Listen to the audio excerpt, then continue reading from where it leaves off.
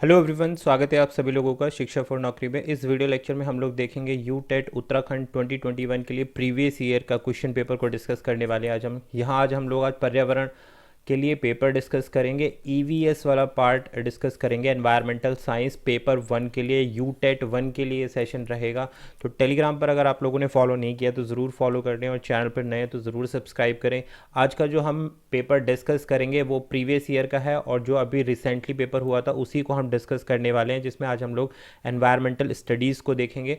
और ये पेपर जो हुआ था मार्च में हुआ था, मार्च का पेपर है, मार्च 2021 में जो लेटेस्ट पेपर हुआ था उसी को हम डिस्कस कर रहे हैं। पेपर नंबर 1 है, बहुत ही यूज़फुल रहेगा जो लोग भी यू टेट की प्रिपरेशन कर रहे हैं। तो पेपर नंबर 1 है, यहाँ से आपको काफ़ी अच्छी समझ मिलेगी किस तरीके से आपको ईवीएस को प्रिपेयर करना है। तो सबसे पहला क्वेश्चन उठाते हैं, question number 121। The a good assignment in EVS should primarily aim at. पर्यावरण अध्ययन में एक अच्छे दत्त कार्य का मुख्य लक्षण क्या होना चाहिए? कि असाइनमेंट जो है ईवीएस में, अगर आप ईवीएस पढ़ा रहे हैं बच्चों को तो असाइनमेंट की क्या योगदान है, क्या भूमिका है, ये इस क्वेश्चन में पूछा गया है। क्वेश्चन को ही अगर ध्यान से समझ लोगे तो ऑप्शंस की ज़रूरत भी नहीं पड़ेगी। ऑप्शन देखते हैं। प्रभावी अधिगम के लिए पाठ को दोहराना, समय को बेहतर उपयोग सुनिश्चित करना, शिक्षार्थियों में अनुशासन बनाए रखना या अधिगम विस्तार के अवसर उपलब्ध कराना। तो देखिए जो करेक्ट आंसर है वो है option number D, to provide extended learning opportunity, यानी कि अधिगम विस्तार के अवसर उपलब्ध कराना। ये एक मेन एम होता है ईवीएस की। अगर हम बात करें पर्यावरण स्टडीज़ की बात करें, अगर ये पर्यावरण अध्ययन की बात करें तो अधिगम विस्तार, एक्सटेंडेड लर्निंग अपॉर्चुनिटी प्रोवाइड कराने का काम है असाइनमेंट का। ये नहीं कि आप केवल अनुशासन डिसिप्लिन मेंटेन करने के लिए आप असाइनमेंट दे रहे हैं बच्चों को, उसको काम में बिजी करने के लिए असाइनमेंट दे रहे हैं या फिर रिवाइज करने के लिए। नहीं जी, ये मैक्सिमम जो लोगों को पता है वो ऑप्शन नंबर ए पर आप लोग टिक करोगे कि भाई रिवाइज करने के लिए असाइनमेंट होता है। जी नहीं, असाइनमेंट जो है ना लर्निंग अपॉर्चुनिटीज़ को बढ़ाने के लिए होता है कि आप किस तरीके से स्टूडेंट में इंटरेस्ट डेवलप कर सकते हैं जो आपने पढ़ाया है उसके माध्यम से। अगले क्वेश्चन की तरफ बढ़ते हैं। The most important element of weather which affect agriculture in India. EVS का क्वेश्चन है, बढ़िया क्वेश्चन है, हम लोग डिस्कस करने वाले हैं आगे इस तरीके के क्वेश्चन। पहले जरा प्रीवियस ईयर को देख लेते हैं। मौसम का महत्वपूर्ण तत्व जो भारत में कृषि को प्रभावित करता है, तापमान हुआ, आर्द्रता, वायु की गुणवत्ता या फिर वर्षा, टेम्परेचर, ह्यूमिडिटी, एयर क्वालिटी या फिर rainfall.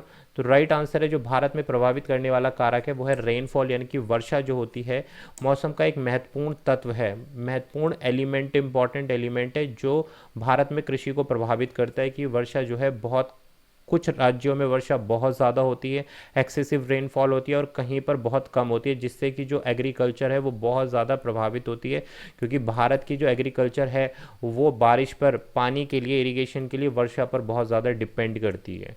Next question number 23, where is Mount Everest located. Bharat, Mount Everest कहाँ पर स्थित है? भारत में, चीन में, तिब्बत में, नेपाल में। तो राइट आंसर है यहाँ पर option number D, mount Everest जो है नेपाल में स्थित है। डी इसका करेक्ट आंसर है। भूकंप के लिए उत्तरदायी पृथ्वी की प्लेटें पाई जाती हैं।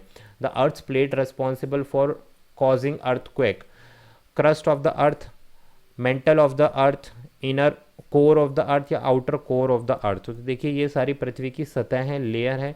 कौन कौन सी?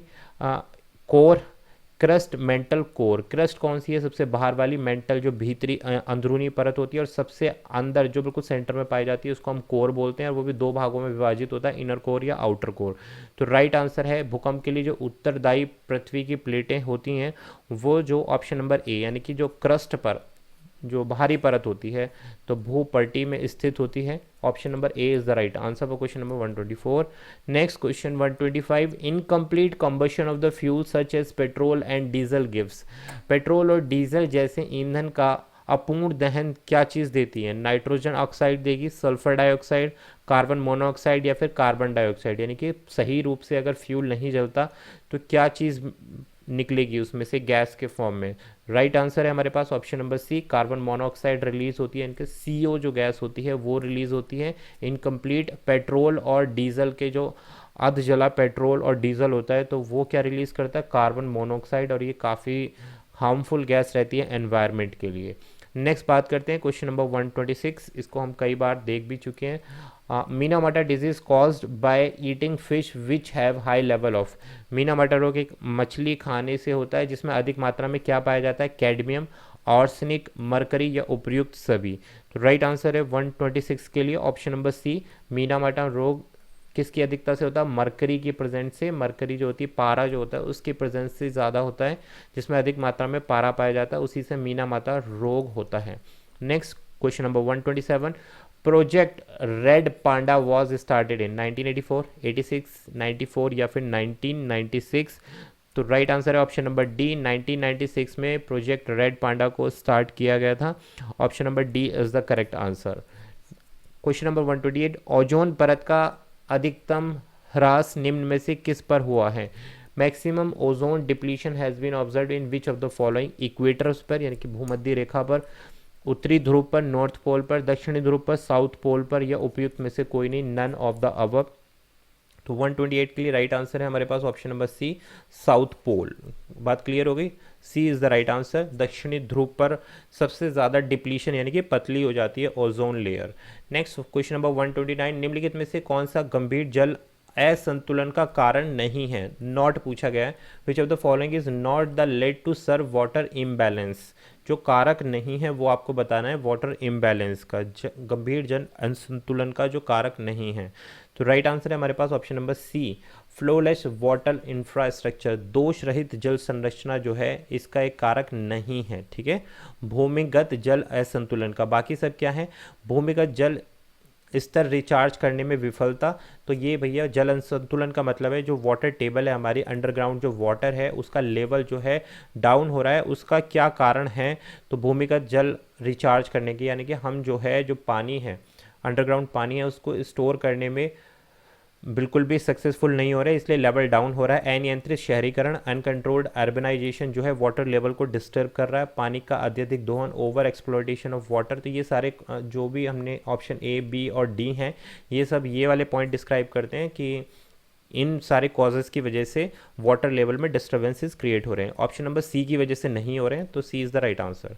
Question number 30, wildlife institute of India कहाँ पर स्थित है? वाइल्ड लाइफ इंस्टीट्यूट यानी कि WII कहाँ पर स्थित है? अहमदाबाद, न्यू दिल्ली, कोयम्बटूर या फिर देहरादून? राइट आंसर है हमारे पास ऑप्शन नंबर डी, ये स्थित है देहरादून में। डी इसका अभिष्ट उत्तर है। नेक्स्ट क्वेश्चन नंबर 131, अब देखिए, Pankaj was to suggest his student to how an individual can contribute in best possible way toward environmental protection, his best suggestion would be। तो देखिए, पंकज अपने छात्रों को यह सुझाव देना चाहता है कि एक व्यक्ति पर्यावरण संरक्षण में सर्वोत्तम तरीके से योगदान दे सकता है, उसका सबसे अच्छा सुझाव क्या हो सकता है? 4 ऑप्शन दिए गए हैं, इसमें सही सुझाव पूछा गया है कि क्या सबसे बेस्ट पॉसिबल आंसर हो सकता है। राइट आंसर ऑप्शन नंबर है, यात्रा के लिए सार्वजनिक परिवहन प्रणाली का उपयोग करें। देखिए क्या होता है कि ज़्यादातर आजकल लोग यात्रा के लिए जब ट्रैवल करते हैं तो पर्सनल व्हीकल ले जाना पसंद करते हैं, और पर्सनल व्हीकल में भी अगर आप कार ले जा रहे हैं, गाड़ी ले जा रहे हैं, तो उसकी कैपेसिटी अगर 6 लोगों की है तो उसमें एक पर्सन ट्रैवल कर रहा है। उससे क्या होगा? देखिए, फ्यूल कंजप्शन बहुत ज़्यादा बढ़ता है, पॉल्यूशन बढ़ता है, और जो यूटिलिटी है वो कंप्लीट नहीं हो पाती है जो चीज़ से आप ट्रैवल कर रहे हैं। अगर आप सार्वजनिक प्रणाली का उपयोग करेंगे तो ये सर्वोत्तम एक अच्छा विकल्प रहेगा पर्यावरण संरक्षण करने में। नेक्स्ट बात करते हैं question number 132, human activities that cause climate change on the earth include. मानवीय गतिविधियां जो पृथ्वी पर जलवायु परिवर्तन के लिए जिम्मेदार हैं वो कौन सी हैं? इनमें से use of aerosol cans, agriculture activities, burning of forest या फिर all the above? Right answer है ऑप्शन नंबर डी, सारी की सारी एक्टिविटीज़ ऐसी हैं। एरिसोल कैन का उपयोग या कृषि क्रियाकलाप, वनों का जलाना, ये सब जलवायु पर प्रभाव डालती हैं। ये सब कैसी एक्टिविटीज़ हैं? मानव द्वारा की जाने वाली ह्यूमन एक्टिविटीज़ हैं, जिसकी वजह से पर्यावरण पर बहुत गहन प्रभाव पड़ रहा है और इफेक्ट हो रहा है एनवायरनमेंट। तो उपयुक्त सभी, D is the right answer. Question number 133, केचुआ किसान का मित्र माना जाता है, निम्न में से उसके लिए सही कारण चुने। Earthworm are considered friends of the farmer, select the correct reason.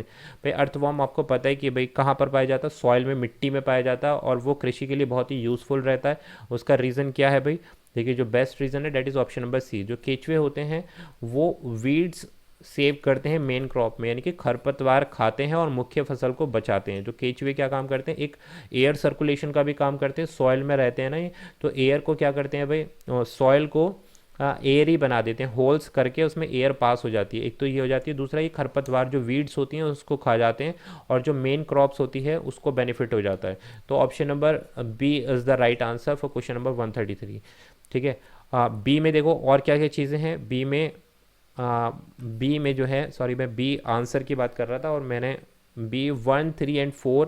तो 1, 3 एंड 4 क्या है भाई, केंचुए मृत पत्ती और पौधे को खाते हैं और उनकी पातन उर्वरता बनती है। ठीक है भाई। केंचुए नीचे खुदाई कर मिट्टी को नरम करते हैं, बिल्कुल मैंने आपको बता दिया ये। केंचुए की खुदाई हवा और पानी, ये मैंने आपको बता दिया। केंचुए खरपतवार खाते हैं और मुख्य फसल को बचाते हैं। हाँ यार, खरपतवार नहीं खाते, मैं जो चीज़ बता रहा हूँ और आंसर मार्क कर रहा हूँ ऑप्शन नंबर बी।